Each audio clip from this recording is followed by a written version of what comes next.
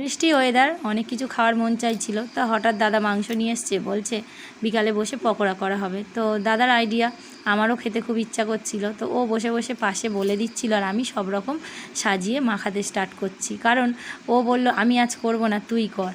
তো ভালো, আমারও শেখা হয়ে গেল আর তোমাদের সঙ্গেও শেয়ার করা হয়ে গেল। তো সেই হিসাবে আমি তাড়াতাড়ি করে সব রকম মিক্সড করে জিনিসটা তোমাদের সঙ্গে শেয়ার করছি।